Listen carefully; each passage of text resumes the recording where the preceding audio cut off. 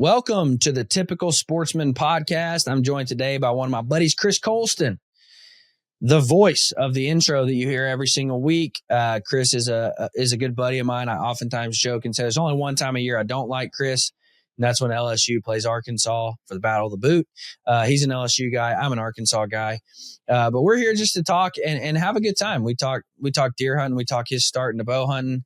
We talk about he's actually in the process right now of becoming a game warden. And so we talk about that. We talk about kind of some of the misconceptions behind game wardens. Sometimes they get a bad rep, but we also need game wardens. So we kind of just talk through all that. We talk through the natural resource that we have as hunters and how that has to be protected. It's a really good conversation. And then we talk just some of our favorite times to hunt, mornings versus evenings, when to hunt different areas, whether it be morning or evening. So I'm sure you might learn something about deer hunting, but also just have a good time as we share stories and talk about what we want to do these upcoming seasons and share stories from our past. Guys, this episode is brought to you by my friends over at ScentLock, the premier, in my opinion, whitetail clothing. Whitetails, if you've ever hunted whitetails, you know that scent is one of the biggest factors in whether you're going to be successful or not. And what really sets ScentLock apart is the activated carbon for maximum odor absorption. So when it comes to whitetail hunting, there really is no competition other than ScentLock. Guys, let's jump in with Chris Colston and just have a fun time talking deer, talking game warden, sharing stories, and having a good time. For the true sportsman, it's more than a pastime. It's a way of life. Embrace the lifestyle of hunting, fishing, and the thrill of the wild. Live the life. Be typical.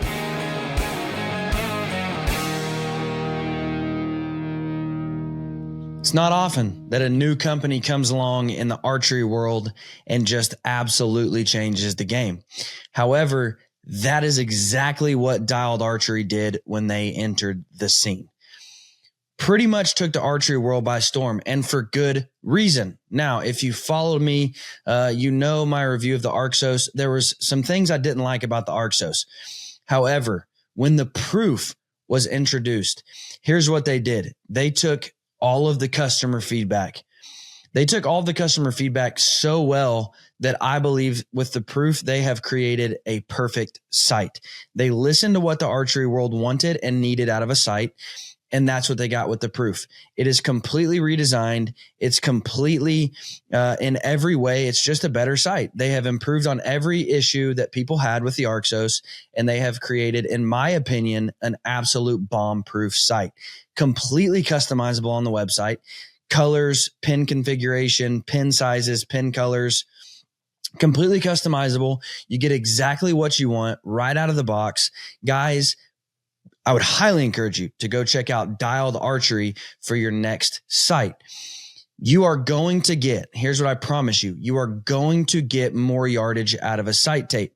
Now, for a guy who's relatively on the short side of a draw length, that's pretty important to me. I shoot a heavier arrow and I don't have an incredibly long draw length. So that rail giving me a little bit more out of my sight tape is something that's very important to me.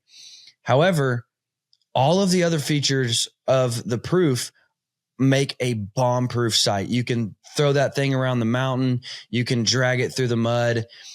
It's going to perform every single time because Dialed has created, in my opinion, with the proof, the perfect sight. Go check out dialedarchery.com for your next and your last bow sight.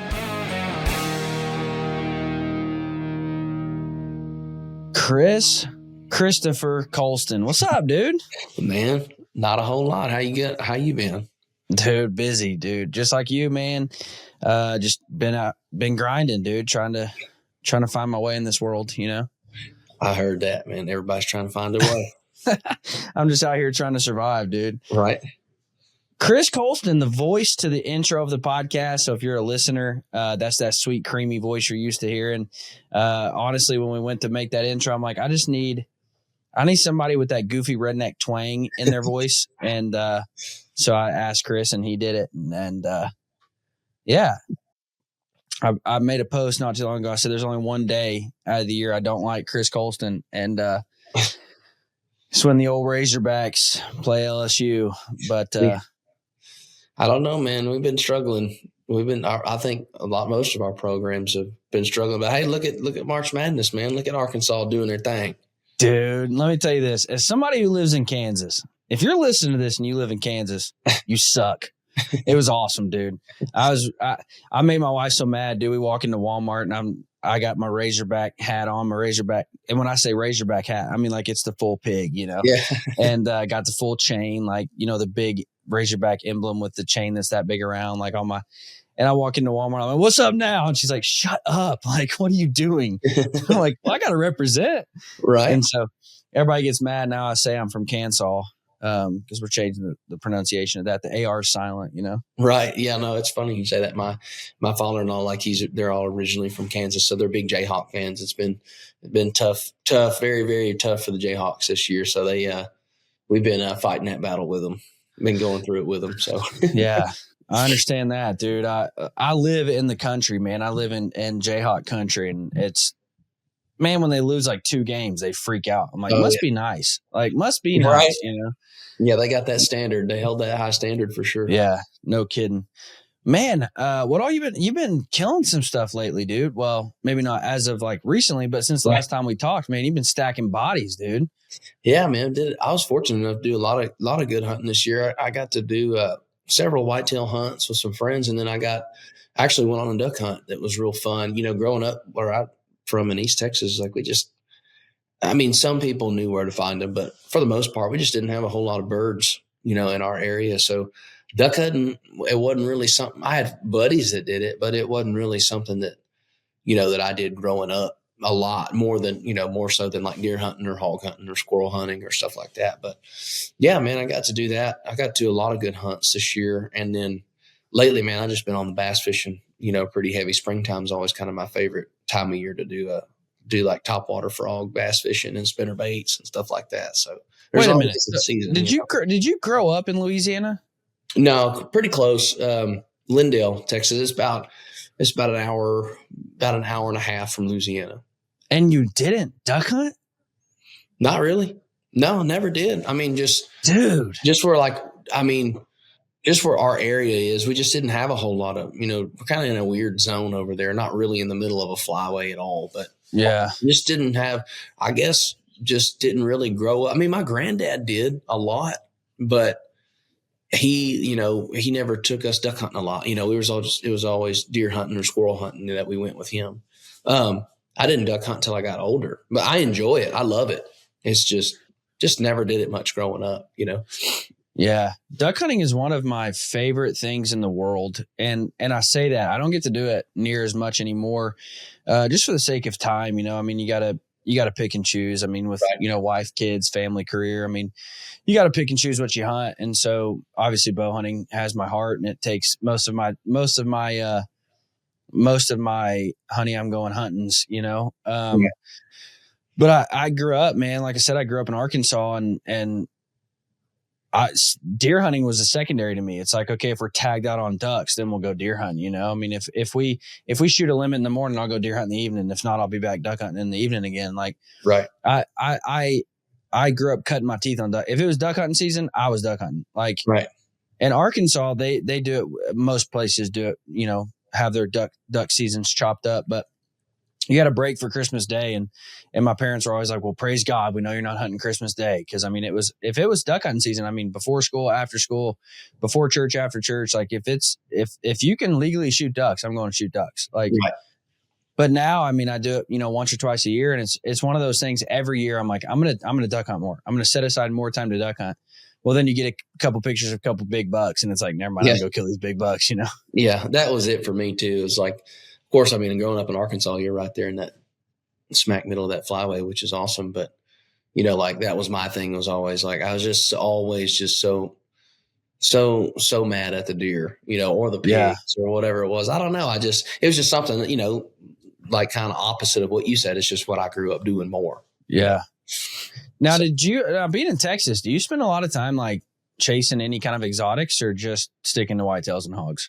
Mostly whitetail. I've had the opportunity. I've been on several ranches, you know, I've been fortunate to get some invites, you know, some low fence, some high fence, some free range access, some high fence. I've killed I've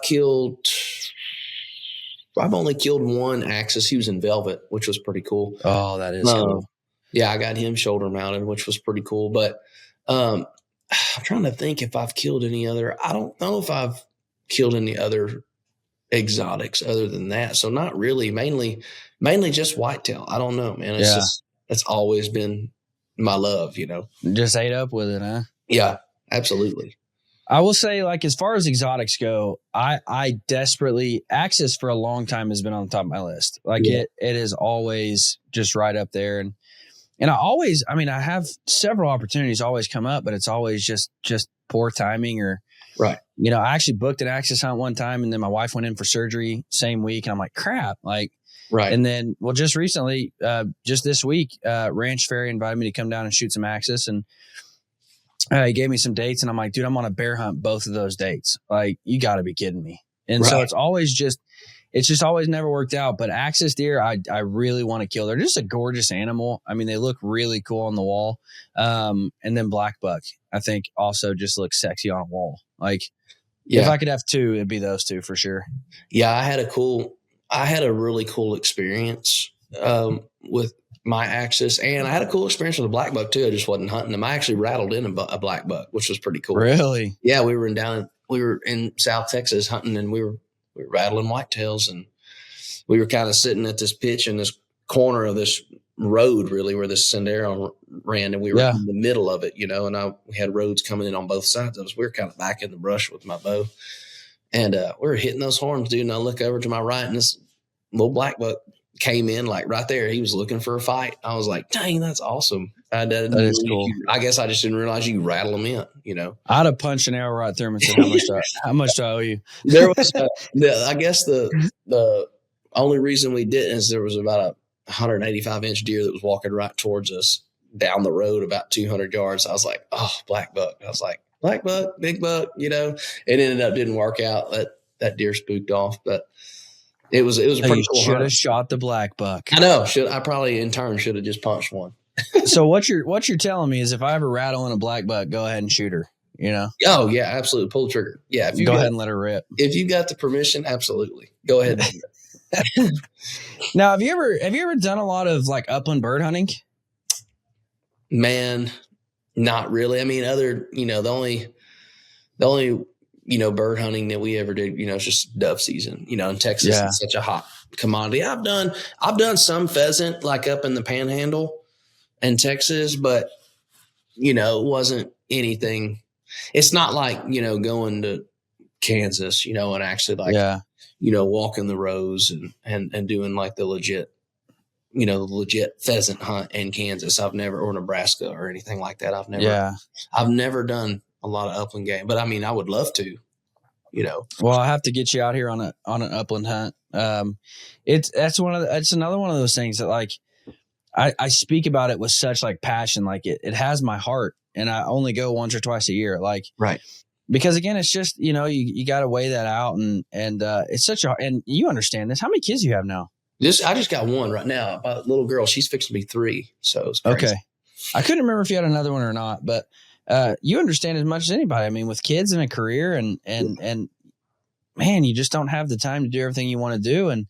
And luckily I'm getting to the age now, where my kids are, my son's 6. And so he's starting to go on more of these things with me, and he's our trouble child. Like, he's the one that just wrecks our universe. Right. He's just a thug, like just always looking to do something stupid. And so, he's the one where my wife's like, if you're taking him, you can go wherever you want. Like, if he's gone, you do you, boo. And so I oftentimes joke with her, like, once he's of age, you're never going to see us. Like, we're just going to be like, you'll be like, where are you at now? I'm like, Alaska. Where are you at now? Canada. Where are you at now? Like, we'll just be gone. Right. But yeah, it's rough, man. But upland hunting, it's something that I speak with such passion because I love it so much. Like, it's just so fun. I just don't get to do it that much, but I would definitely love to have you out and chase some birds. We'll put something together, man. Maybe you could, sing for me or something at my church, and then we'll go out and shoot some birds. Man, that'd be awesome. I'd love to. Kill 2 birds with 1 stone. That's right. Yeah. Any opportunity I get a chance to, combine, especially combining music with hunting. That was kind of like the goal kind of all along, because all the music opportunities I had, opened the doors for all the hunting opportunities, and then I got to Yeah. include my music with it. So it's pretty funny. It's pretty interesting how well music combines with the outdoors. Yeah. It's always fun. When did you start really start traveling and putting on, making a run at this thing with singing? Probably since I was 18, I would say, is when I really started like traveling, like actually like putting together a band and actually playing like legit venues and things like that. Yeah. So I've been doing it a while now, but it's opened up a lot of fun, cool opportunities for sure. That is cool, man. I thought we were going to have a cool opportunity. Trent Murphy, if you're listening, you suck. Trent Murphy just retired from the Bills, and he's just been hunting everywhere, every which way you can go since then. And I think I texted you about it, but he was like, "Hey, I got a hunt down for Neil Guy in Texas. Let's go do it." And I'm like, "I'm in, dude." Yeah. And I'm like, Chris can come over and hunt with us, sing, around a campfire or something, have a good time. And then he canceled the hunt. And I'm like, "You stinking buster!" Like, right. I was looking forward to that, but yeah, man. So what do you got? You got any? You got now. So with whitetails, do you just hunt around Texas, or do you travel and hunt several states? Yeah, I mainly do Texas a lot. I'll do Texas, Oklahoma. Sometimes I've got a friend that has a place in Oklahoma. I've always kind of wanted to do. I've always wanted to kind of hunt Kansas. I've got some family, that lives Kansas, but I'm trying to think. I guess mainly I do just stick to Texas. I'm trying to think if I've done some in Alabama, just a little bit. But I would like to do, I've always kind of wanted, for some reason, I've always wanted to hunt the Mississippi River. I always wanted to go down like Mississippi and kind of do like, some of the bottomlands down in there. But yeah, I would say mainly for the most part, I've got a little place in East Texas where I'm from that we hunt a lot of the time. So yeah, dude, put in for Kansas for sure. And get drawn and we'll get you on some whitetail. It'll be a blast. That'd be awesome. I just, I always try to go where the big deer are. And this Kansas deer up there, man, they're so much bigger than where we're from, just because they have all that good farm crop to eat, Dude, you want to talk about something that is a Texas whitetail is one of the hardest whitetail in the world to judge. Like, and I've hunted whitetails in a lot of states, and Texas, like, you get there and it's like, man, their bodies are so small, but they still grow really good headgear. And so it's like, they're so hard to judge. And I don't know if I ever shared the story with you. One time I took some of the marketing team from Bear down on a hunt in Texas, and we get out of the truck and we roll in and this, I say outfitter, it was a self-guided hunt. You just had access to this land. And so you go out and put your tree stands up, your ground blinds, your cameras, whatever. Which is what we wanted. I mean, when it comes to whitetail, I don't want somebody to put me in a tree stand and say, shoot this one that walks by. Right. I wanted to just go set up and scout this ground and hunt how I wanted to hunt. And so on paper, it looked fantastic. And we get there and this outfitter was like, all right, where's the rest of your crew? And I'm like, they're still coming. Like, there's, one's on the phone, one's, whatever. And he's like, I need them in here. And I'm like, okay. So I go out there and I get him in there, and dude whips out a binder. And I mean a binder, like lays this thing open. He's like, all right, here's the rules. If it's, 8 years old, it's got to be a 140 plus. If it's got 9 inches, it's got to be at least a 130. But if he's broken off on one side, he can be a 127. If it's got at least 12 points, it has to be at least he's literally going through all these rules. And he's literally telling us like, hey, I would take pictures of these so you can, learn this stuff. And I'm like, dude, I got to sting and study for an exam to go out and hunt these whitetails. Like, you got to be kidding me. Yeah. And then you throw on the challenge of judging a whitetail. And if I see a whitetail in Kansas, I can pretty well guess what he is. Sure. And so we're sitting there hunting, and I rattled in this buck for one of the guys from Bear, and he's standing there at 20 yards, and I am literally sitting there looking at photos saying, I don't know. Yeah, he's got a ninth point, but I don't think he's going to go 140, but he's not 5 years old yet. So does that mean he can go 130, or does that? And so the guy's like, should I shoot him? And I'm like, oh, I don't, because he'd already told us, he's like, there's $1,500 fine for this, there's $1,000 fine for this. If he's not, if he's under 140, but he's not 5 years old, it's this. And I'm like, dude, I'm too scared to shoot anything. Like, you can shoot. I'd shoot this deer all day long. Like, I would punch an arrow through this deer every day of the week. Right. But I don't know if you're going to get fined or not. And sure enough, like, we get back and I'm showing it because he's there forever. Like, I'm showing him pictures and videos to the outfitter and he's like, oh yeah, for sure be a fine. I'm like, dude, this is ridiculous. Yeah. And then, so it's just like, I hate stuff like that, dude.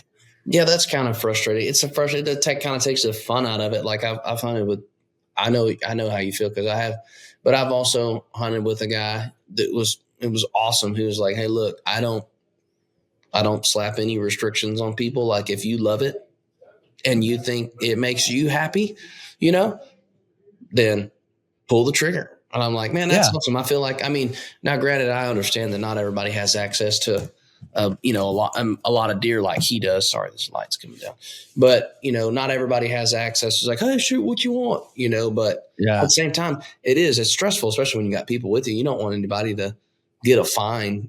Some people I feel like can go way too extreme with the rules. It's like, look, man, like, even though it's tough to tell, like ages and things like that, it is hard in Texas because there might be a 3-year-old deer with a ginormous rack, like, it's like, well, he looks good, but he's only 3. I ran into that even on high fence places where it's like, I'm talking not small places, like 10,000 acres high fence. Mm-hmm. And, you're hunting with the guy and you're looking, and he's like, yeah, he's 150 inch, 60 inch deer, but he's 3. I'm like, oh, you're kidding me. Just genetics are crazy, Right.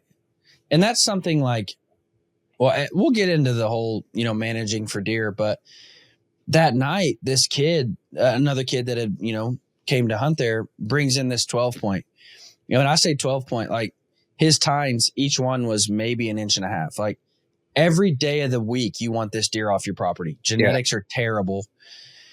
And the guy was like, well, he's 12 points, but he's not, he's not 140 inches or whatever the rule was. So that's going to be a $1,500 fine. And his dad pipes up and was like, yeah, but the age class is there. Like, he's an old deer. And he's like, I would only guess him at 4.5.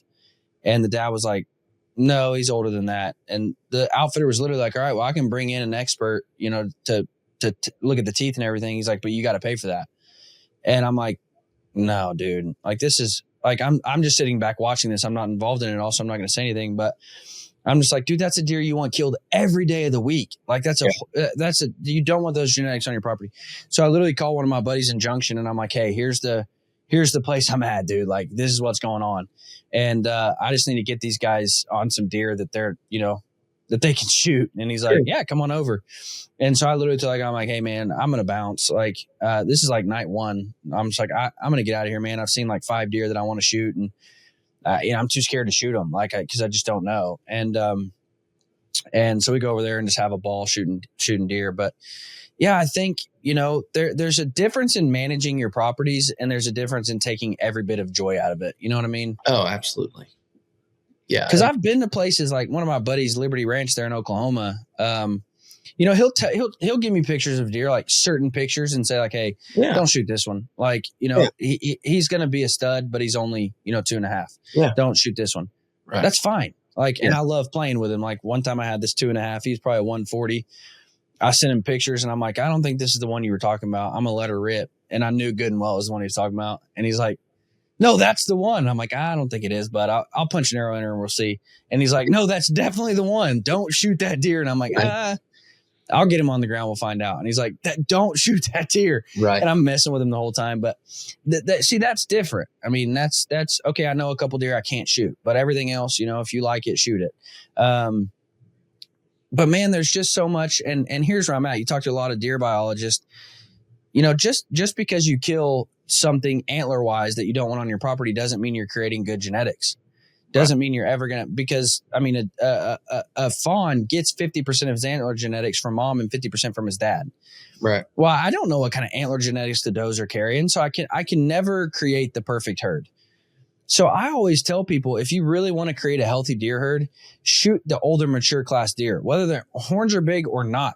Just shoot the older class deer. Even if a young deer, isn't showing quote unquote potential, shoot the older deer. You know what I mean? Because I've also seen it the other way, where you have a 2.5 and you're like, hey, he's not showing anything. Well, you're 3.5, he blows up, and he's something special. Like, you just never know. So shoot the older class deer if you really want to manage a good herd. And that's where I think those rules should be like, hey, let's just try to shoot. If he makes you happy and gets you just giggled, shoot him. But let's try and shoot an older, mature class of deer. You know what I mean? Yeah. Like I went to a place, there was that same place in South Texas. It's huge. It was 10,000 acres. It was high fence. They probably had that place for 25 or 30 years. They've done a great job. They didn't bring in any outside genetics or anything. They just, they started managing what was already there when they bought the place. And the cool thing about that place was, you're going to see deer. It is what it is. It's South Texas, the Golden Triangle, even though it's 10,000 acres high fence, there's just a lot of deer down there. So you're going to go sit and you're going to see it. And well, the cool thing about that place was, hey, look, we have like a specific trophy, picked out, that we would like for you to kill. And we have the locations of where he's been showing up. Obviously, not going to guarantee you he's going to come in. But the cool thing about that was, first, before you kill your trophy, we like for people to kill the management, because they have, they also have a ton of genetics. So that was kind of fun for me, because it was like the first evening I got there, and we went out for that first sit, and there was 3 really good bucks that came in. And then there was a 4th one. You could tell he was old and run down, and he had, he had mass, but he was just a basket, chocolate horned, old, nasty 8-point, that just wasn't going to be anything else. Just probably going to run other deer off, because those old 8-points are mean, dude. They'll kill those bigger deer, So that was fun. And I shot him with my bow, and I never ended up getting a chance at the trophy, but still it was fun. I was like, hey, I just killed a buck. You know what I mean? That's part of managing it. I enjoy that portion of it, especially if it's helping out a property. So, well, and dude, like, there's something to be said about, because I've shot a deer just like that in Oklahoma. You look at him, and if you look at his rack, you're like, dude, why would you ever in a million years shoot that deer? You're like, well, he's 7.5 years old, and he's just a bully buck. Like, you can just tell, you can tell those deer, man. I would almost be willing to bet when that one came in, the other 3 started getting a little bit, crap, here he is. Yeah. Because they're a bully, they've been around for 7.5 years. They've seen it all, dude. They've survived everything. And that Oklahoma hunt was the same. Like, I was rattling, and I could see a nice buck coming from this way, and I could see a nice buck coming from this way. And I'm like, crap, dude, it's about to happen. And they both hang up and just would not come in. I'm like, what are they stopping for? Well, there was this other buck that 100% was on my list of like, we need this deer killed. And then I see him coming up, and I'm like, man, he's not spectacular, but I knew I needed to kill him. And I'm like, okay, well, I'll punch an arrow through anything. Like, I'm a trigger man. You ain't got to tell me twice. Right. And I see him coming up, and those deer would not come in, because they just knew, I'm going to get my tail whooped if I go in there. Yep. Like, he's just an old bruiser bully. He's going to beat me up and take my lunch money. And so sure enough, he comes in and I kill him. But there's something to be said, like, the amount of like pride that goes into tricking an old, mature, 6.5, 7.5-year-old buck is just unbelievable. Like, I'd rather do that and say he's 7.5 years old than shoot a 4.5-year-old that's 150. Like, because you've just tricked a deer that's never been tricked. Like, he's seen everything, dude. He's heard calls. He's faced coyotes. He's faced tornadoes, windstorms, hailstorms, harsh winters, hard summers. He's been through it all, and you're the one that got it done. You know what I mean? Yeah, I think that's the thing. I think that's why I love it so much too. It's like, we're not, being mad specifically. I say being mad at them, just being kind of obsessed with them, is just because they are a tough creature, and there are opportunities where you can have that are easier. You can put yourself in easier situations to kill one, but also it's like and I try not to get I don't try to get crazy obsessed over one deer. I know that's, with social media nowadays and all the hunting channels that are out there, it's it's awesome to follow the guys that just kill the absolute, studs, and they get hung up on deer for 3 or 4 years. I've never really been that guy. But also I have never really killed a deer like those guys either. So maybe I just haven't, had the opportunity to get, locked in like that. But I mean, I just try to, like you said, keep in mind of like, I'm just like an opportunity guy. Like if I'm sitting there and something comes in and the situation's unfolding and it's a mature deer, like it 9 times out of 10, I'm pulling trigger just because it's like, that couldn't have worked any better. But I do appreciate the guys that, put in all the hustle, 100%, kill those big monsters. I mean, everybody, 100%. I'm not going to sit here and say I wouldn't want to be in that situation because who wouldn't, but I've just never gotten myself, maybe I just haven't gotten myself like overly obsessive to the point where like, I'm only killing this deer, Yeah. Well, and I think there's benefits of both camps. Like I'm not I'm not the trophy hunter that says like, well, he's got to be 160 or better. Yeah. But I'm also not going to shoot the 110 year and a half old. Like, sure. So there has to be some sort of balance. Because I've gotten stuck in that rut. Right. I had a deer here in Kansas that was 160 plus. And for 2 years, like I was just obsessed. Like he's all I could think about. He's all I could, everything of my life revolved around this deer. And never killed him. Don't know where he went. Don't know what happened to him. I had several really close encounters with him. And all year long, both of these 2 years, like I was passing up really good deer. I mean, I would send videos to, my friends or my dad of a deer at 15 yards. And they'd be like, why in the heck are you not shooting this deer? And I'm like, I'm waiting on this guy. And right. And so those 2 years come and that deer disappeared. And I'm like, man, I gave up 2 years of hunting because of this deer. Like, all of my eggs were in one basket. Yeah. And there's something to be said about that. Like if you can do that and lock in and make it, like that's fine and dandy. Oh, absolutely. But I also think that there's such an important thing to be said about just knowing the quality of deer you have. Like there's so many guys that are like, I really want to kill a 140. I'm like, bud, you're in South Alabama. Like you're probably not going to kill a 140. Like right. You've just got to know that. Like you've got to know. Well, I've heard it put this way: quit hunting 160s on properties where the biggest deer is 140. Like, right, you're always going to end up disappointed. Your expectations are always going to be too high. Like you have to understand what size of deer am I growing here, right, and have realistic expectations. And it's different everywhere. Like I can't just say a blanket statement because if I go back home to Arkansas, I'm going to shoot a 110 every day of the week and be ecstatic. Right. Now here in Kansas, I'm not going to shoot a 110 and be ecstatic. Like you have to know where you're hunting and the quality of deer that are coming from that area. Yeah. Like where I grew up in East Texas, like there are really, really big deer. It's just, it's sometimes in most situations, it's rare to see them get to that point unless you have just a jam up property. We've had the same place for a long time and, we kind of, like you said, we just kind of know what we're getting from there unless there's just some rando that shows up that we've never seen before. For the most part, you're going to get between a 125 and a 140, 140 being the top, like it just is what it is for our area. So we try to let them grow, and get as big as we think that area is going to get them, and then when it's time, it's just time. We're not going to, now we're not shooting everything. Like you said, we're passing all the young deer and the spikes and stuff. And, sometimes we shoot spikes, sometimes we don't.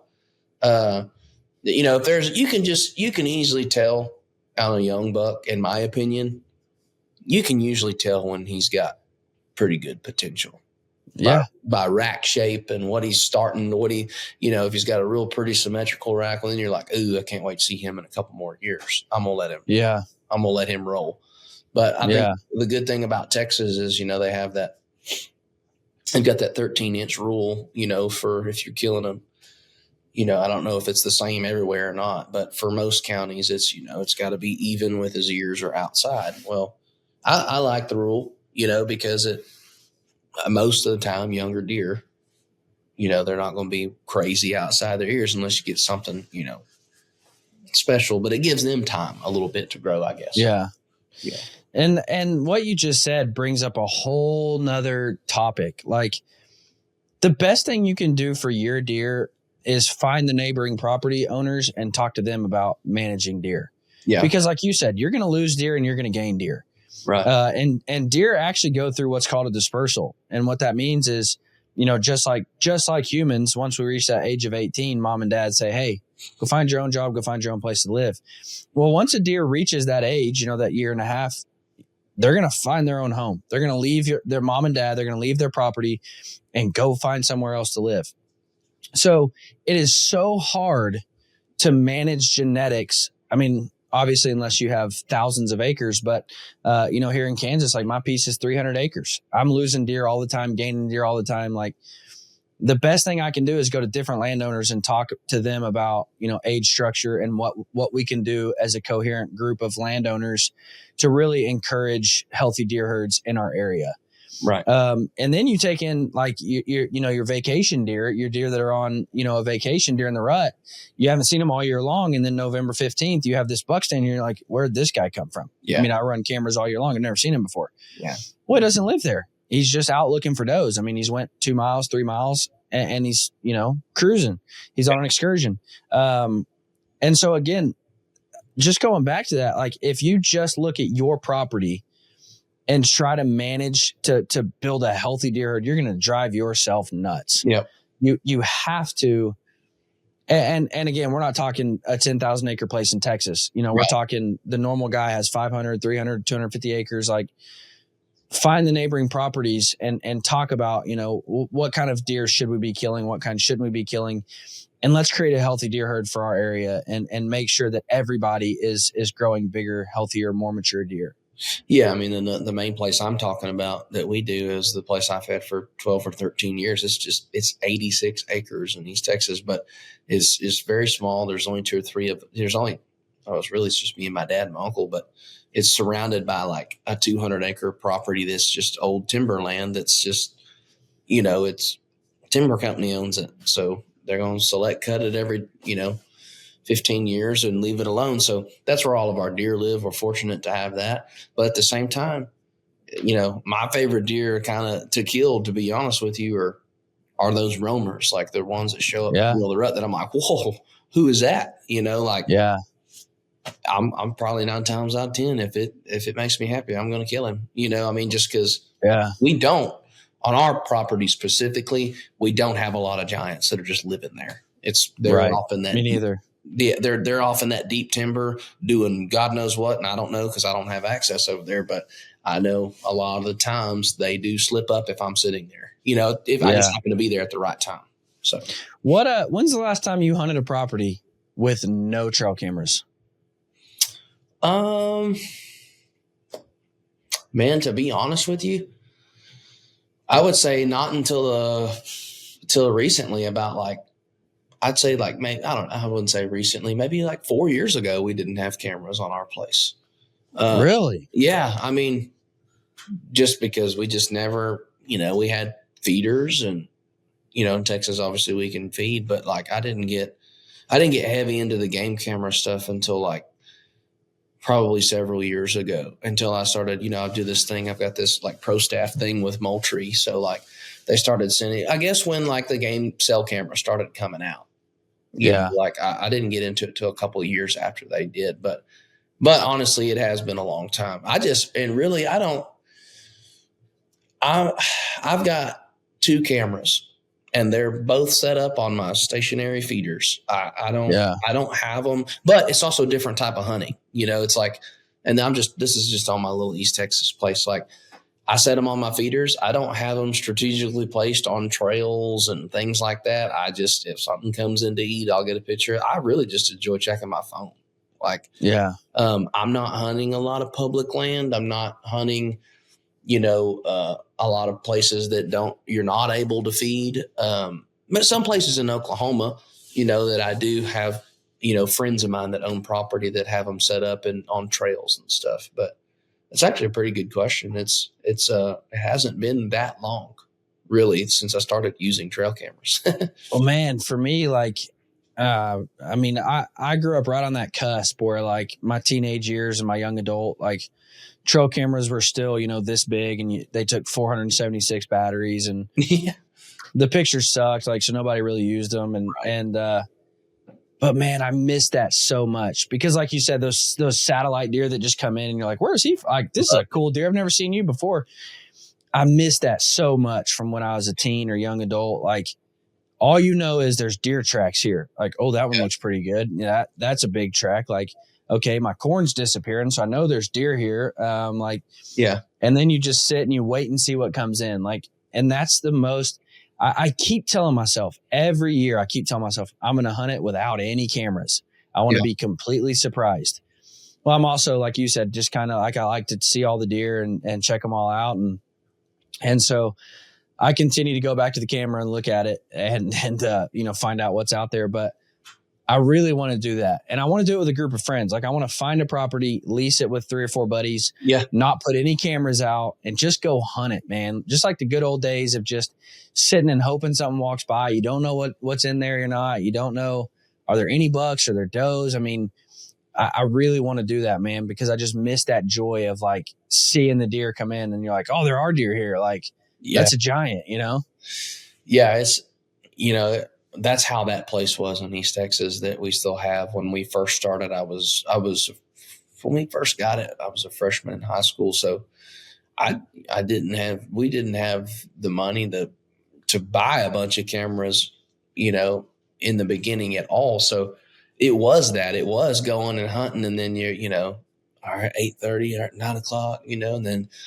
oh my God, 3 does, like it was just, we didn't have cameras running, but and even with having cameras now, it seems it never fails. Every year I'm hunting during the rut and there's a deer that shows up that I've never gotten a picture of, and I've got cameras out, so I guess that's a good thing about still being surprised,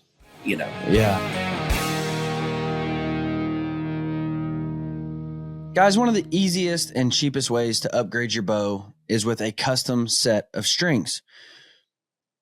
A lot of people make custom strings, but very few people do it as well as Dominant Strands. Now, the reason I believe they do it really well is because Lewis over there at Dominant Strands, he has years of experience in the industry.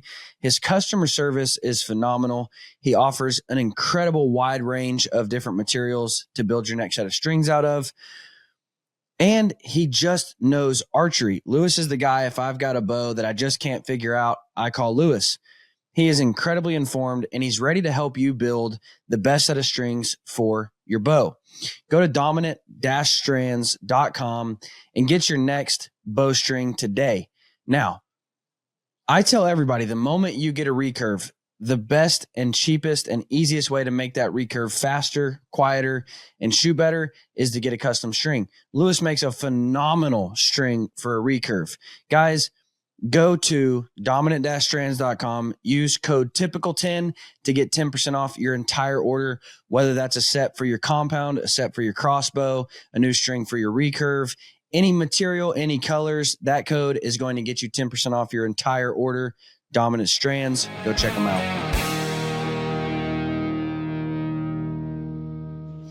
Now, are you a morning hunter or an evening hunter? I thought about this the other day. I love both, but it just depends on, the time of year.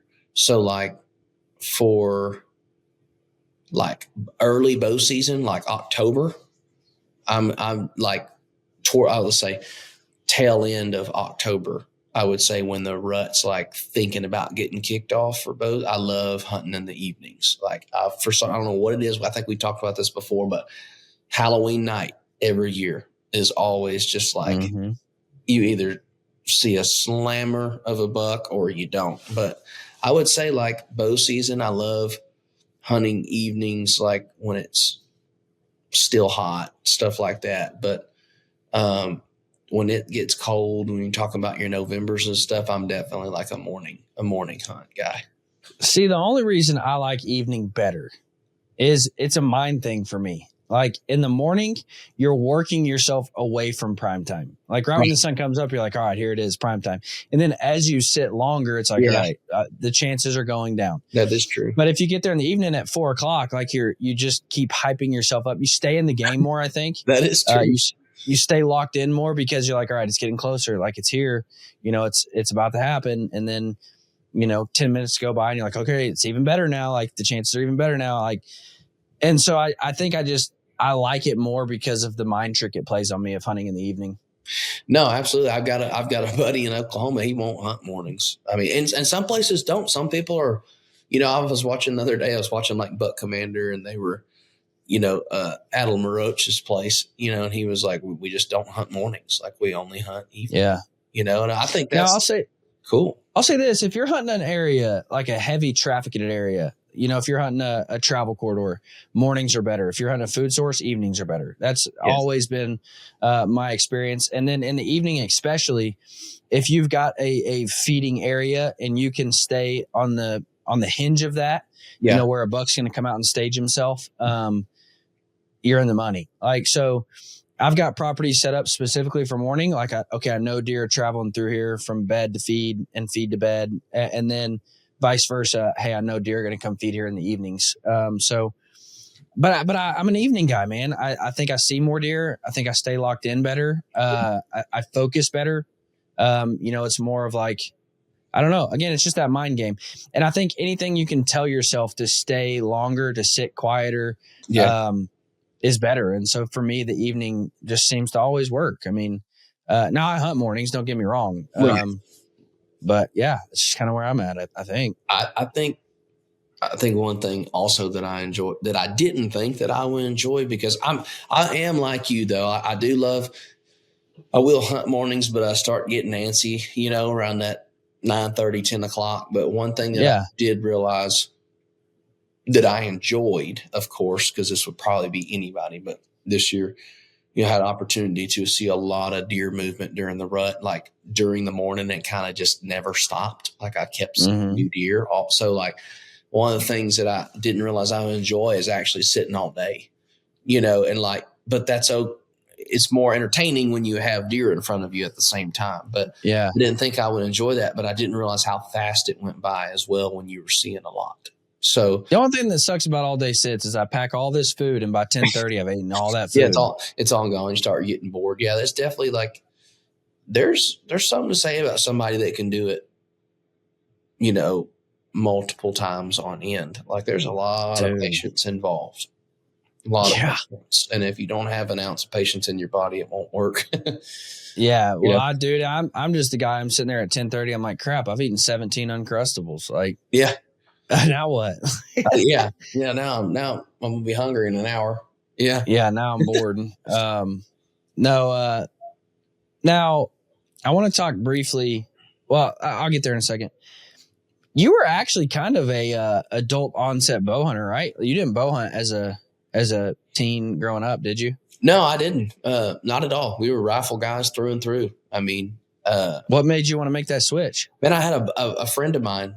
Well, I'd say just in the music industry, several of my friends just were always talking about it. And I'd grown up, watching TV and bow hunting, but I think it had to do a lot with like my dad and like my stepdad. Like they just didn't bow hunt. They just were rifle guys. So that's naturally what I drifted to. But no, as I got older in the music industry, I was around several friends, and one of my buddies, Jake Murphy, he was a big bow hunter, big turkey hunter. And he was like, hey man. And I kind of started thinking about it. I'm like, man, these guys are getting to start hunting like a month before I can, with the rifle. And that's when I started learning more about phases of the rut, things like that. So I was like, well, maybe I should give it a try. So anyway, my buddy Jake, he had a bear bow, and he's like, hey man, like I'll take this, here's some accessories and stuff. He's like, practice with it, get you a few under your belt, and just see if you like it. And man, I just did. I got hooked. The first deer I killed, I was like, oh, this is what I've been missing, So I just got hooked on it, and I liked the fact that I could start hunting before everybody else, and it's just, like it's such a different ball game, man. I tell people all the time, like, if you're a rifle hunter, try bow hunting. If you're a bow hunter, try shooting a cross. Or if you're a rifle hunter, try shooting a crossbow. Right. If you're a crossbow hunter, try shooting a compound. If you're a compound hunter, try shooting a recurve. Because what you do in those situations is, with a rifle, 300 yards, the hunt's over. Right. Wow, go home, done, punch it. Well, then you go to a crossbow and you're like, okay, I still got to close 100, 200, 250 yards here. Like, I get to watch this deer a lot longer. Right. I get to watch the way he interacts with other deer longer. I get to watch what spooks him longer. I get to learn more about the deer because I got to watch him longer. And then if you're a crossbow hunter, you see a deer 70 yards, pow, you're done.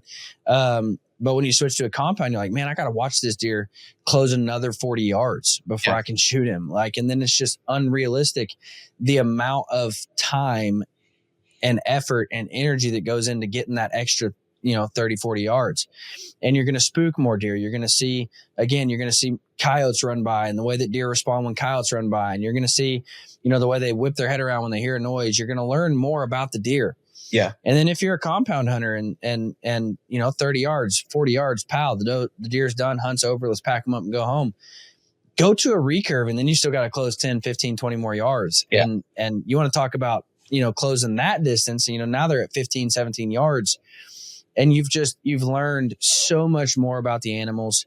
You've got to spend so much more time in the woods because the hunt, didn't end the first time you saw a deer at 300 yards. And so it's a challenge that I think everybody should try at least once. Like, if you don't like it, cool, go back to the rifle, man. I mean, yeah, I have nothing against rifle hunters.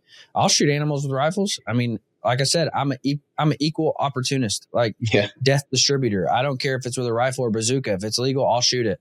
Right. But I would say if you've never tried it, give it a shot. Like, it'll change the way you view hunting. Yeah, because I was one of those guys.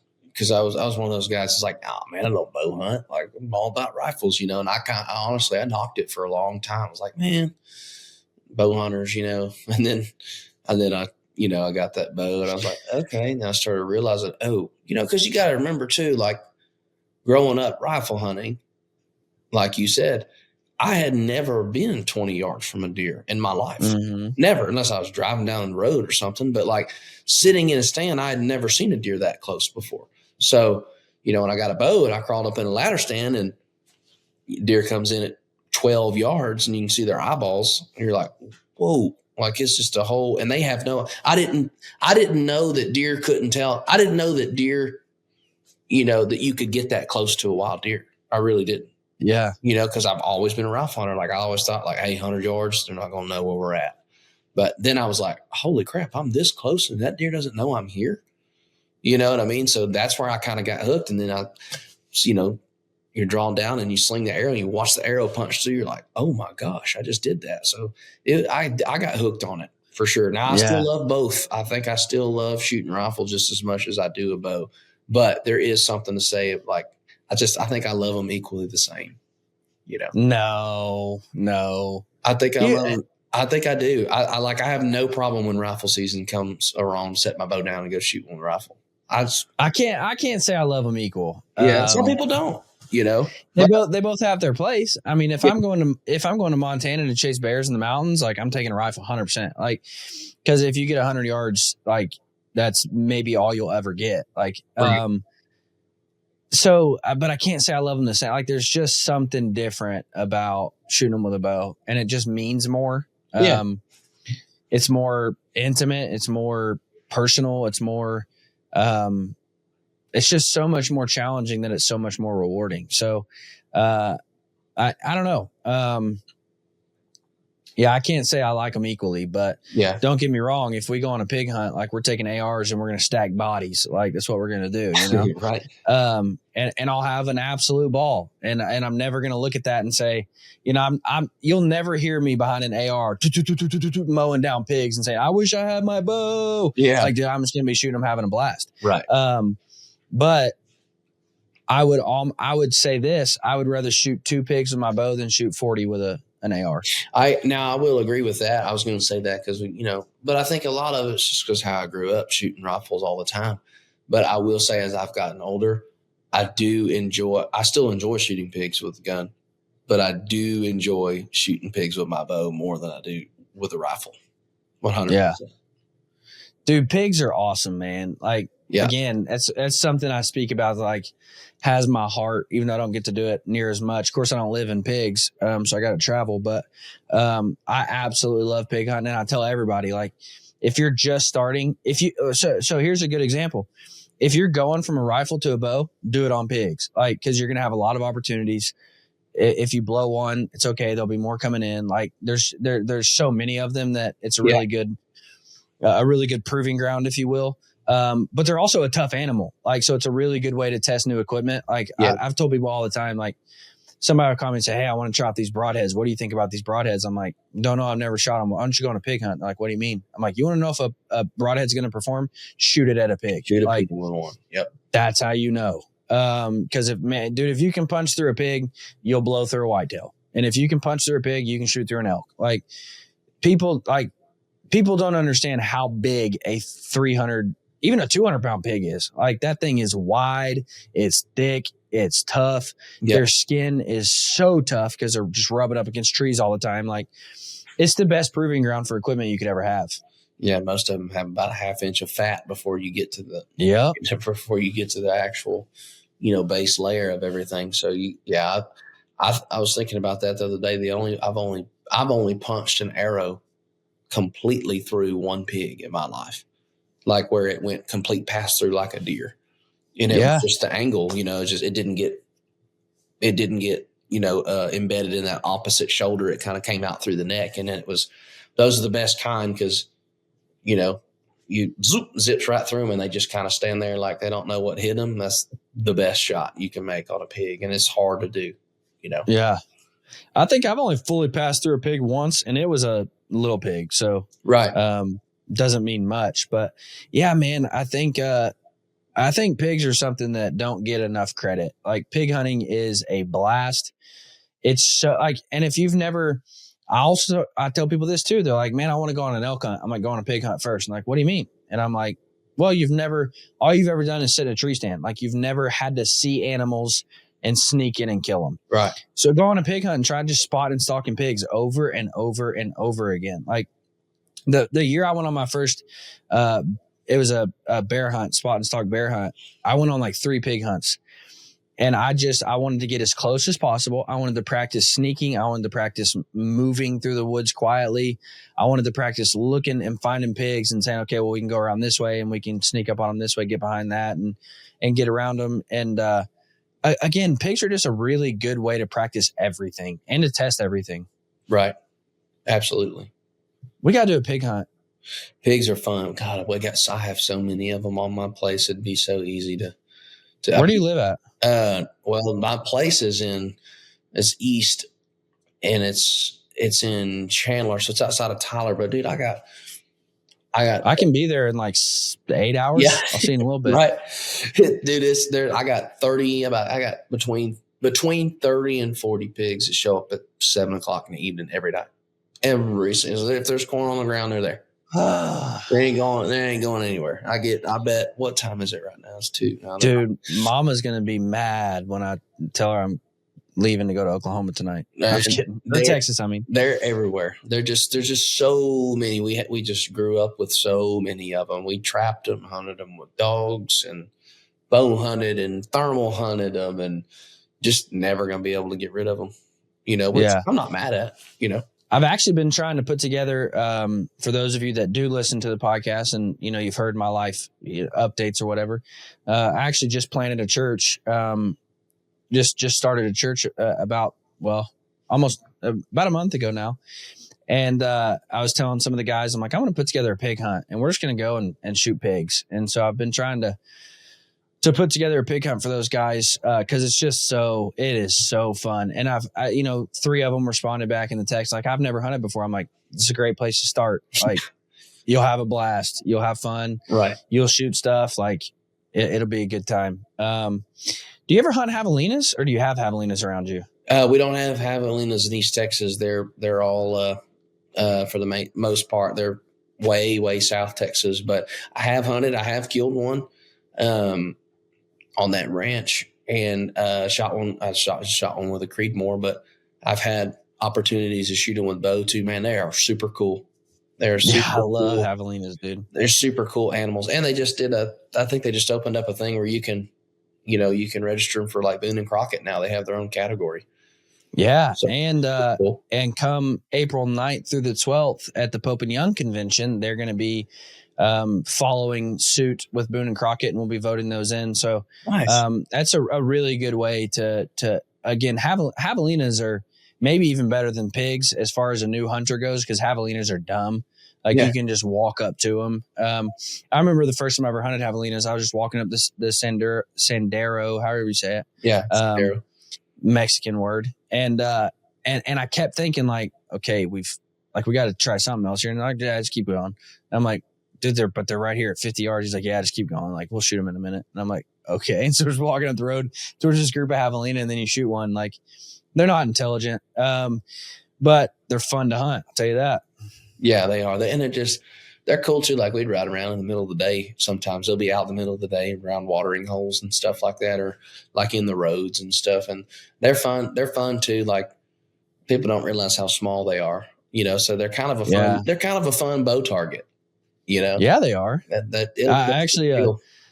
actually made the joke about that at when this discussion came up with Pope and Young, and just so everyone knows, the board has approved that, but now it goes to general and regular members to vote. So that's not passed yet, but we anticipate that. But through these conversations, I was like, well, aren't they all the exact same size? Like if you're hunting javelinas, they all come in and they all look the exact same. Like there's sometimes you're like, oh, that one's a little bigger, or that one's a little smaller. But for the most part, it's like, man, it seems like they come out of the womb the same size. Like they're all this big, Yeah, I think that's why it's cool they open that category up for sure, just because they are, for the most part, they get a certain size and that's it. But it's going to be like whitetail or anything else.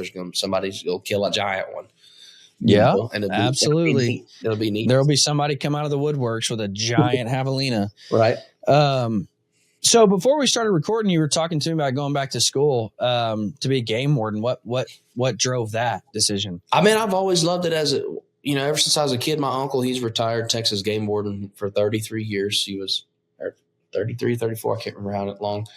But, just growing up around him, he always had the coolest stories kind of around the campfire, and I've always been kind of a by the book guy, and huge on like wildlife conservation. And I've grown up around lots of law enforcement in my family. My stepdad, he had his own private investigative business and did a lot of undercover work. And then, my uncle obviously being a game warden, and just, people being firemen and things like that. So first responders / police work and stuff has always been in my family, but mainly my uncle, man. And with us talking about how much I love to hunt and fish, it just was kind of the only other thing I could see myself doing, at least being outside. And, I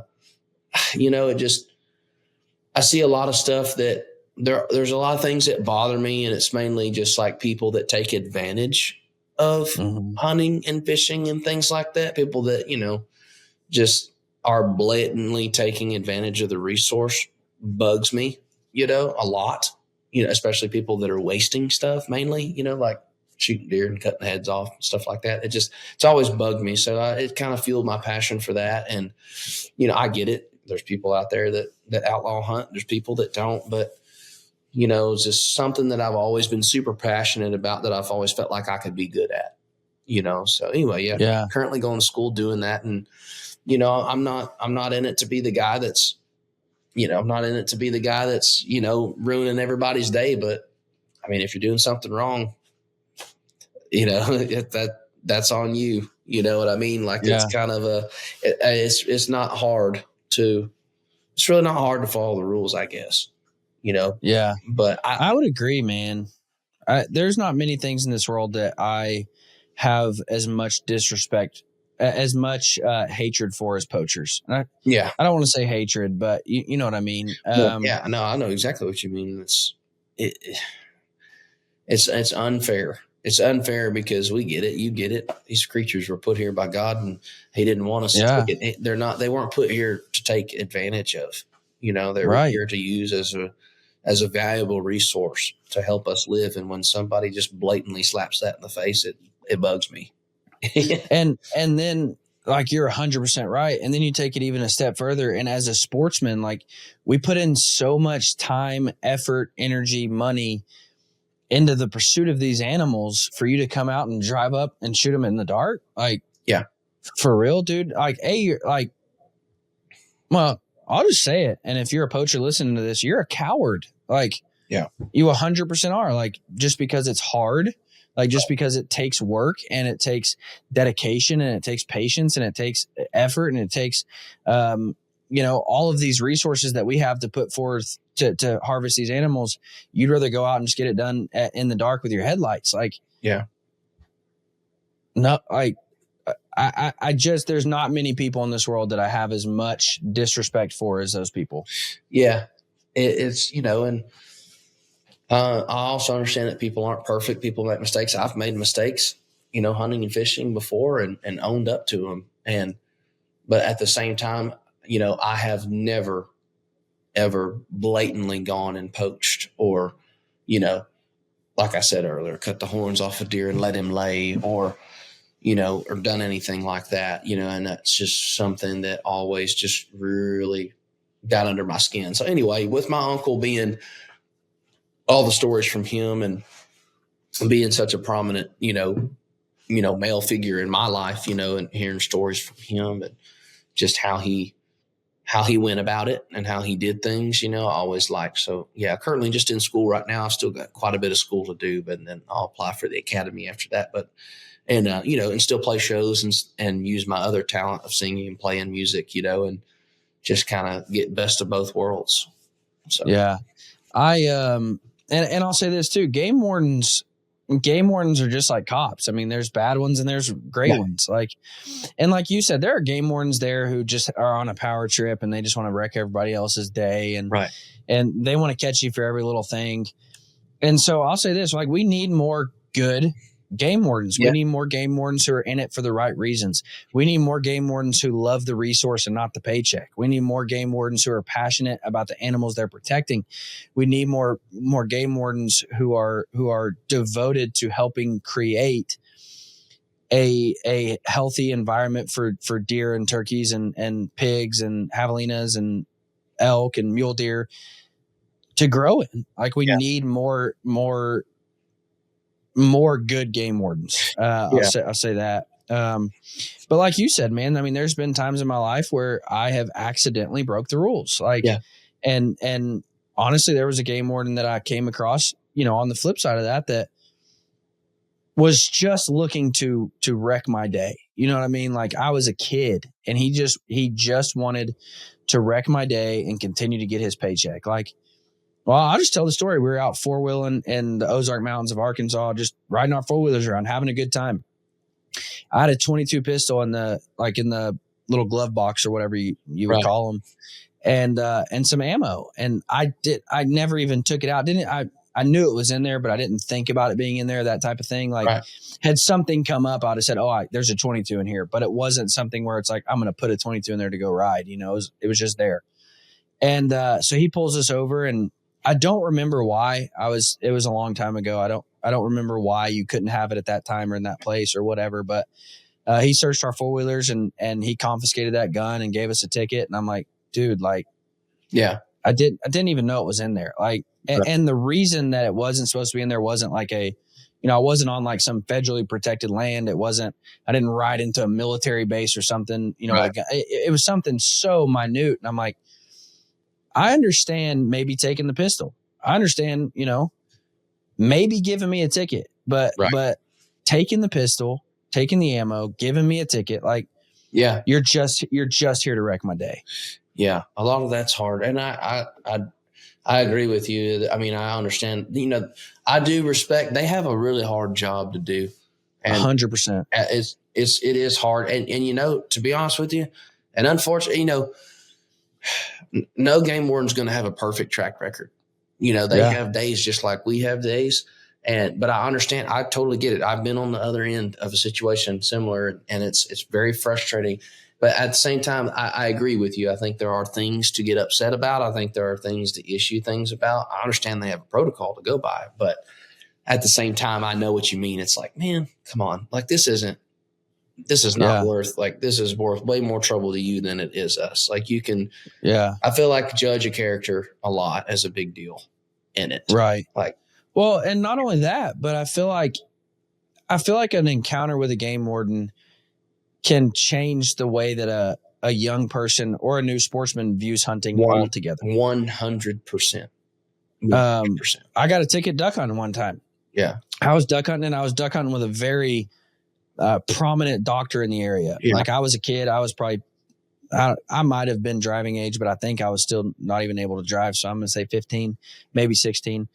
And I was with one of my dad's buddies who's a very prominent doctor in the area. And so we go into this, wetlands area and shoot some ducks and come out. And there's a game warden sitting there. And the game warden, literally the first words out of his mouth was like, "Oh, Doc, what's up, man? Like, how you been?" Like, they knew each other.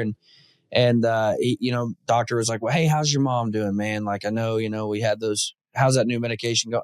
Just making small talk. And we talked for probably 10 minutes. And he says, "Man, looks like you guys had a mess of fun in there." Like, "Yeah, man, we shot our limit." And all right, well, hey, I need to check guns, just to make sure everything's good. And, he's checking our guns, and we're about to go on our way. And he said, "Man, you guys got a limit?" Like, just making talk. He's like, "Who shot the first one?" And I'm like, "I did, man." He flew in, but I popped him out of the sky. Pow! He fell. And, we started off right. And he's like, "Yeah, that was about 2 minutes before shooting light. Here's your ticket." And I'm like, "Dude, you got to be kidding me." Like, yeah, it's not like I'm out there 5 hours before shooting light. Right. It's not like I'm not purposely breaking the law. I'm not. And it's something that's so hard, man. Like, if a duck's flying right at your face, you don't go, "Wait a second," and check your watch. I mean, you're hunting and you can see the duck. It's coming in. Right. It looks like it's light. You shoot. I mean, and so, but I remember leaving that situation. I grew up a sportsman. I grew up watching my dad, hunt my entire life. But I remember thinking, like, if I was a new hunter and never been around this and never seen this take place, I would be leaving this situation thinking, like, man, am I always going to get my wrist slapped? Like, am I always? Now, hey, and that's not an excuse. I broke the law. By all intents and purposes, I broke the law. Right. But I do think that he should have looked at and realized, okay, it's a 15-year-old kid. Right. He's with a doctor, like, he should have just had a conversation with me, and I should have moved on. And I think that a run-in with a game warden, if not handled properly, those game wardens can do more damage to the development of a young sportsman than anything. I do agree with that, because I've been in similar situations, and I remember how it affected me. And, I agree. And like I said, I don't know the ins and outs. I don't know what they're told or how they're told to police yet or anything. Right. And it might change my perspective, but I agree with you when it comes to kids. It's like, hey, man, he could have been like, "Hey, man, just so you know, it's a couple minutes early. I'm not going to write your ticket, but just remember, hey, like, we got shooting times and stuff like that." Like, and I get it, you can't be, and, they always say, can't be ignorant to the law. But at the same time, it's like, I don't think it hurts to say, "Hey, look, it's 2 minutes before shooting light. Next time, just be real careful. Wait, just make sure it's this time before you shoot." Okay. I don't want to discourage you from coming out here. I'm glad things like that. Like, I felt like that's going to go a lot longer than it is your situation where you're like, "Man, I got a freaking ticket. I was 15. Like, so it puts a bad taste in your mouth towards them. And I feel like that does happen a lot. Like, there's a lot of people that can't stand them. I hate them. Yeah. And I hate that, but it's just, it's a job. It's a job like anything else.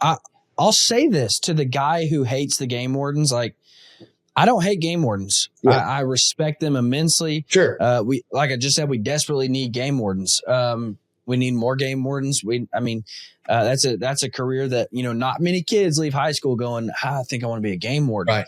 We need game wardens. I'm not saying anything against that. If I see a game warden coming, I don't, try to run the other way. I don't cuss them out. I don't, I don't flip them off. I don't key their trucks. I respect them immensely. But I will say this, like, I've left a speeding, where I got pulled over for speeding, and the cop had a conversation with me. I'm like, "Yep, you got it, sir. Like, I'm so sorry. Didn't realize I was speeding, whatever. I'll do better." And sometimes, like you said, that does more than just saying, like, "You're an idiot. Here's your ticket." Like, right. And so, yeah, I mean, you're right, though. Coming away from this, I'm like, dude, at age 15, $300 is a whole lot of money. I mean, Yeah. I wasn't just bankrolling. I mean, Yeah. I wasn't pushing ibuprofen at the middle school, trying to make money. Right. So $300 is a lot of money. And I remember just kind of being bitter about this. Like, I remember being upset and just thinking like, man, and that was my first personal encounter with a game warden. And I just remember thinking like, dude, what's up with these guys? Like, why are they like this? Right. But then as I grew up, you have more encounters and you realize like, okay, like you said, I mean, sometimes they're having a bad day. Sometimes I have a bad day. Yeah. Cause I've been pulled over in my boat before and they're like, oh, you ain't got enough life jackets. Like, just head back to the boat dock, pick you up another life jacket. Like, right. We'll be good. I've ran into some really good ones. I've ran into some really bad ones. Sure. But we still need game wardens. They protect our rights well, I'll say this. For those of you that hate game wardens, let's take them all out for a year and see how much you want them back. Yeah, no joke. Let's just do that. You know what I mean? Then you'll really respect what they do. Absolutely. I mean, they're just, their job. I mean, yes, they are collecting a paycheck, just like anybody else is. It is coming from your state or whatever, and taxes and things like that. At the same time, that's exactly right. You take all of them out, take all the rules and regulations against hunting, fishing. I'm talking about everything. Talk about size limits and how much you can kill and whatever. You're not going to have any animals left. There's a reason those things, it's not just a money grab. There are a reason that there are rules and regulations put in place. And because there's a reason why we still have all the animals to this day. I think wardens were implemented in, would have been late 1800s as far as bag limits and things like that started going, like early 1900s. So, if there weren't those rules put in place then, there wouldn't be any animals left. People would take advantage and shoot. 100%. And there are people still out there doing it, still, shooting whatever they want, and I don't agree with it. So now as I've grown up and got older, I do want to take one step back and just kind of justify what I'm talking about. Because as I've gotten older, as a kid, you don't really realize these things, but then you realize, like ducks are a federal game. They're a migratory bird. Mm-hmm. Like, they got to be a little stricter. They can't just slap you on the wrist every time. Again, like I still feel like in that situation with a 15-year-old, having a conversation and just moving on would have been fine. But there are a lot tighter rules behind that because it is a federal game bird. It's a migrating bird. So I did just want to mention that. I didn't know there was game wardens in Texas. I thought everything was legal in Texas. Like, no, they are very, very, very prominent. They are very prominent. I promise you. Yeah. They got to have more down there because you got a bunch of rednecks slinging bullets everywhere. There's a lot of, I want to say there's between 400 and 500 probably in the state of Texas. Really? I think that's right. Maybe 400 on the low end. But I know for sure that there's at least one to two per county. But some larger counties, like when you get in your big areas like Austin and Dallas and things like that, there's sometimes 4 or 5, really in that one county. Yeah. But I want to say there's probably 3, maybe 400. I'd have to look. I don't know. You'd have to Google it, but yeah. Now, let me just say this too, for the guy who, now I'm kind of just stuck on this, for the guy who hates game wardens, you're also part of the problem. Like when a game warden encounters somebody who's just a jerk, they become a jerk. Like, right.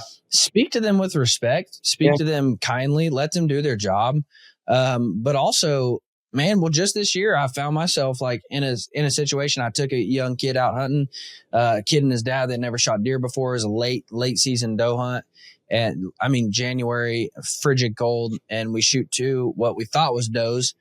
And we get up and, one had some nubs coming out that we didn't see before. And I'm like, crap, like, dang it.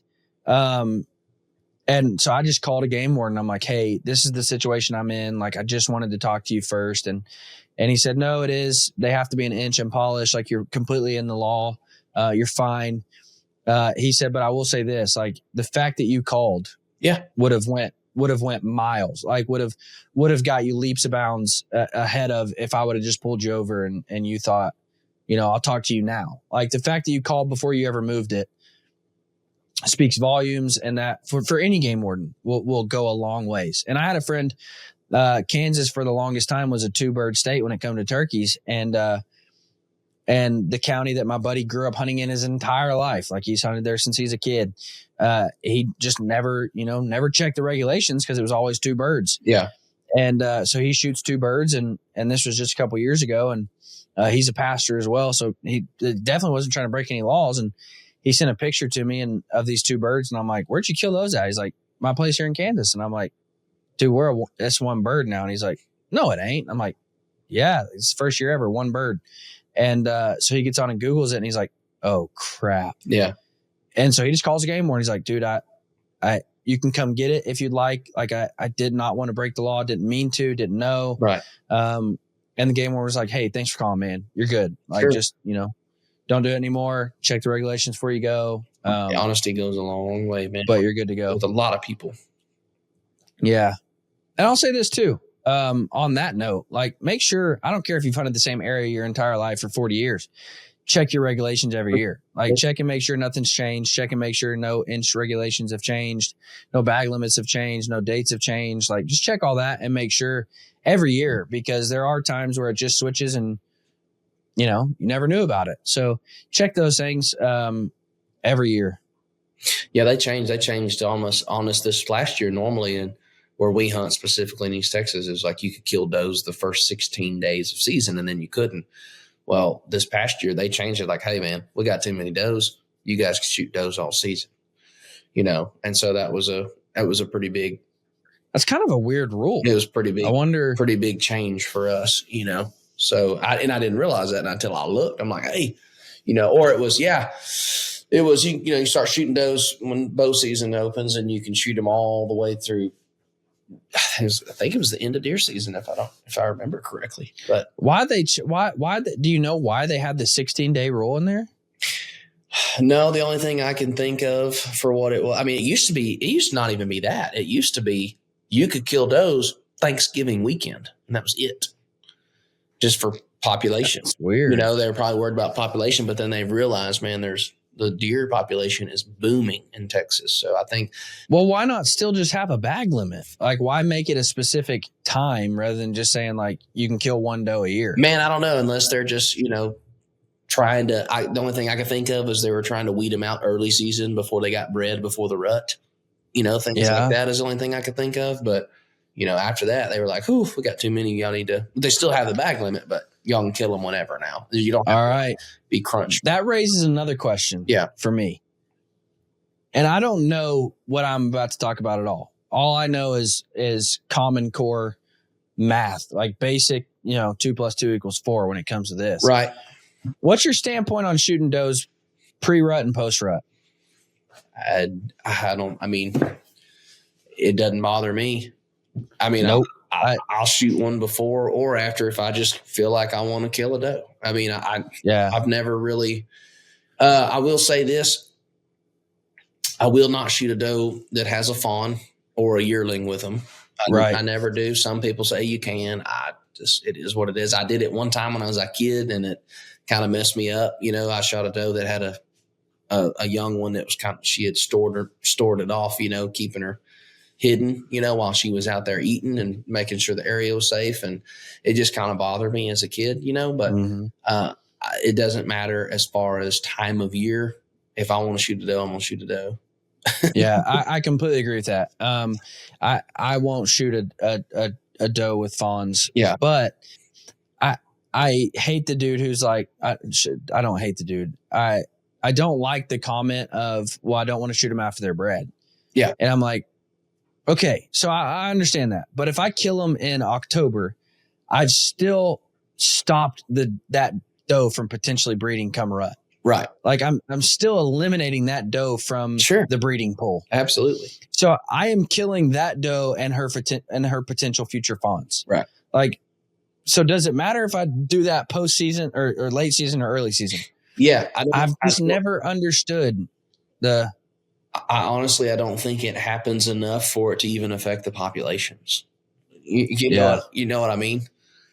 Like You mean people don't kill enough does to affect the population, or? Well, I just mean I don't think people. Yeah, like I don't think people kill enough does that are already pregnant or whatever, to affect the population. I actually looked this stuff up the other day, and I can't remember what the facts were on it, but it was just basically how many deer were reported harvested versus what the actual numbers were, and it's it's so extravagant. Like the number, there's so many deer, right now. Yeah. But it just I don't think it affects what time of year you kill them. I don't think it's affecting the next year's population at all. No, and because like I said, whether that doe has already been bred and she's got 2 fawns in her or not, if I killed her in October, she would have never got the 2 fawns anyways. Like, so right, exactly. I've still killed that doe in her next year's 2 fawns. Like, right.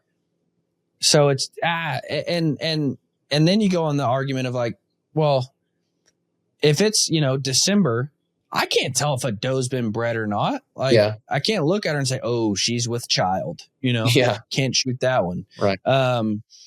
So yeah, I was curious to know what you thought on that, but yeah, basic bro math in my mind. I'm like, I mean, whether I kill it in October or kill it in December, I've still killed her and the potential of her 2 fawns. Like, it doesn't bother me. Now the only thing I'd say that I will do is if I'm hunting a buck and I know that I'm hunting during the rut, I won't shoot a doe just because the potential there might be something behind her. It might be a big. Oh, dude, smoke him. I smoke her all the time. Yeah.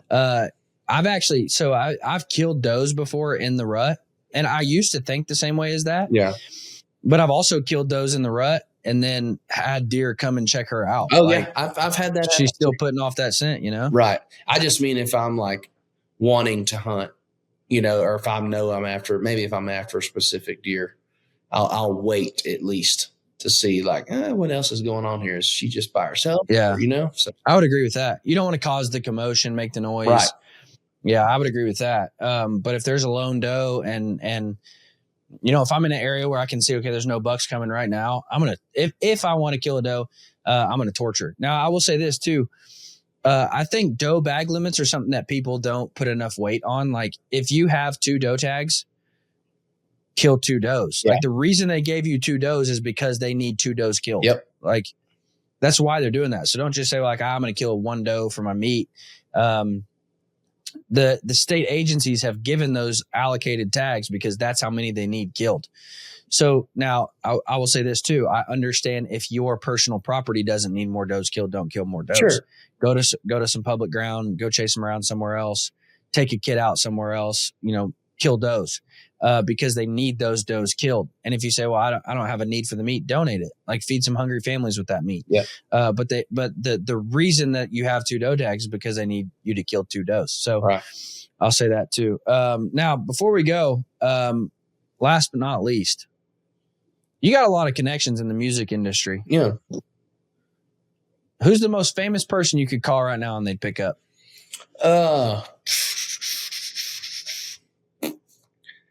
Man, probably Co Wetzel. We talked the other day on the phone. Nice. Actually. Yeah, just because we've known each other for a long time, and like when I first got started, and he had kind of got started a little bit before I did, but we started playing acoustic shows together a long time ago when we didn't, have booking agencies or anything. Yeah, he was probably already talking to agencies then, but.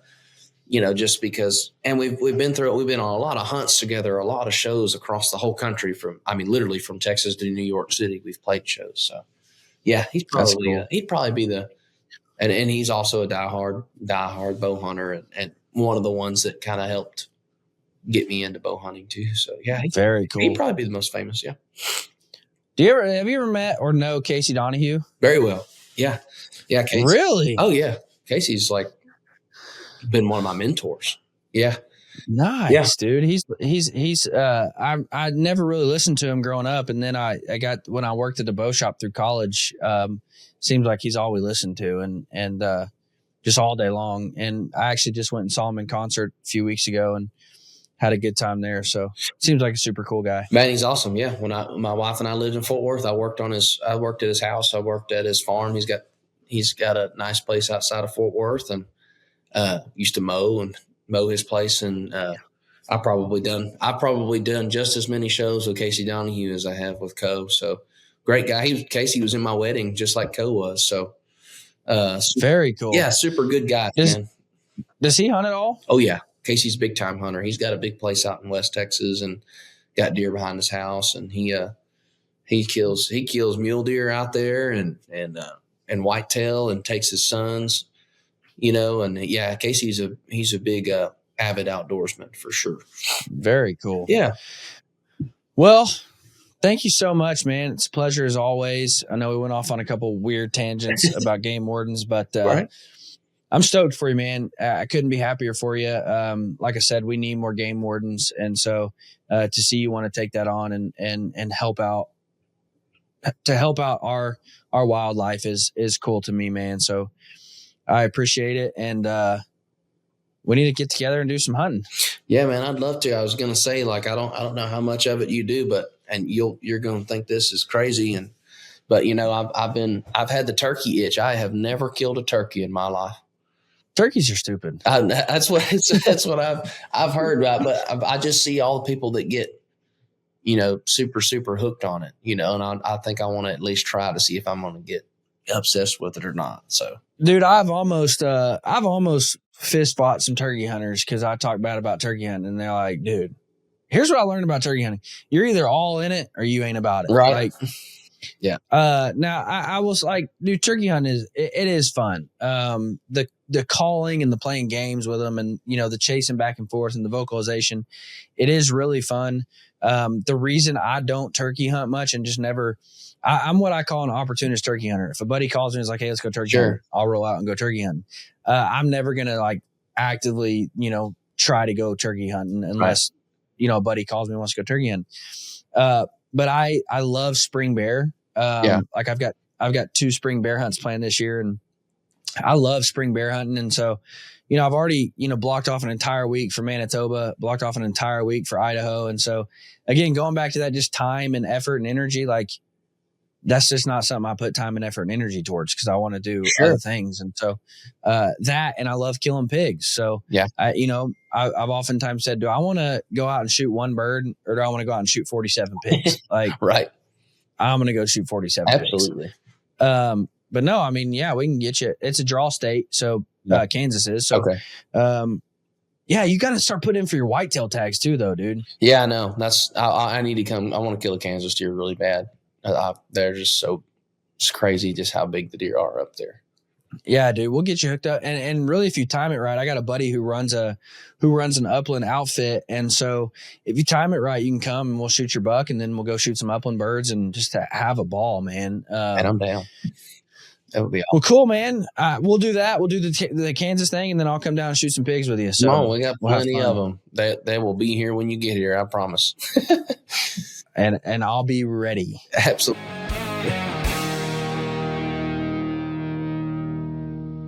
You all know I love arrows. So therefore I love vanes and I love trying different vane configurations. I love seeing how they fly, how they tune, how quiet they are. Boning archery makes, in my opinion, the greatest selection of vanes known to man. And for good reason, because they've been making vanes longer than your grandpapa's been alive. They make a phenomenal line of vanes. So whatever you're trying to do, whether you're wanting to shoot paper, 3D, or you're wanting to go out and hunt, whether you're shooting a crossbow, compound, they've got vanes for you. Now, they just recently introduced, in my opinion, the greatest vane of all time, which is the Alpha. It's an all-new design. It's made out of the same stiff material that my previous favorite vane, the Heat vane, is made out of. So it's whisper quiet. It stabilizes your arrow very well. And it's just an all-around great vane. Now, they also just introduced the Atlas, which is the same shape and profile as the Alpha out of the same classic blazer material. Guys, here's what I'll tell you. Boning simply makes really good products. If you are an arrow tinkerer like me and you want to try a bunch of different vanes, I would highly encourage you to go try out Boning. Some of my favorite vanes are definitely the Heat vane. The Heat vane in a 4-fletch is almost unbeatable, just barely outdone by an Alpha vane in a 3-fletch with a hardcore left helical. that's just money every single time. Guys, go check out Boning, whether you're looking for, longer 4-inch veins, whether you're looking for micro veins, they've got something for you. And I promise you it's going to perform every time. Guys, thank you so much for listening. Y'all have a fantastic week.